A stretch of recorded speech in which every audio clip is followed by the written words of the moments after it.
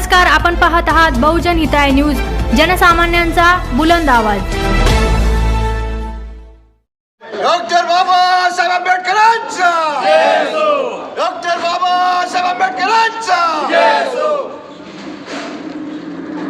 दादा, आजच्या बैठकीचं काय नियोजन होतं?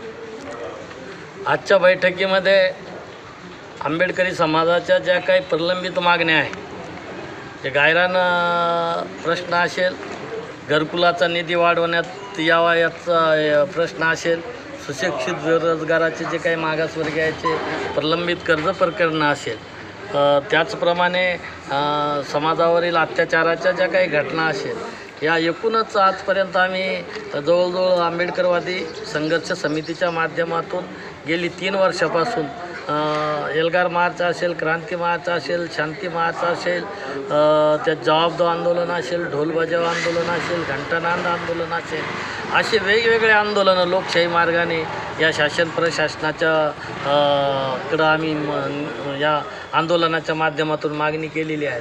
परंतु हे गेंड्याची कातडी घेऊन झोपलेलं जे काही हे शासन प्रशासन आहे, याकडे जाणून बुजून जातीय द्वेषातून दुर्लक्ष करत असल्याचं आमच्या निदर्शनास आलेलं आहे। ज्या वेळेस आम्ही आंदोलनं करतो त्यावेळेस फक्त सकारात्मक चर्चा करून आमच्या हातावर तुरी देण्याचं काम आणि आम्हाला गप बसवण्याचं काम हे सरकार करतं आहे, अशी भावना आमच्यासह आंबेडकरी समाजाची झालेली आहे। म्हणून याच्या विरोधात एक भीमटोलासारखं आंदोलन किंवा मशाल मोर्चा आंदोलन घेण्याचं समितीमध्ये सर्वानुमते ठरलेलं आहे।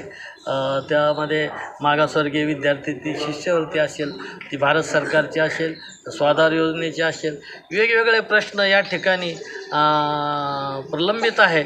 एवढंच नव्हे तर समाज कल्याणचा जो काही निधी असतो, तो निधीसुद्धा या सरकारने गत सरकारने ते निधी इतरत्र वळवून मागासवर्गीयांना देशोधडीला लावण्याचं काम या सरकारने केलेलं आहे। आणि या सरकारला जाब विचारण्यासाठी पुन्हा एकदा आंबेडकरवादी संघर्ष समितीच्या माध्यमातून लवकरच मशाल मोर्चा, भव्य असा मशाल मोर्चा काढण्यात येणार।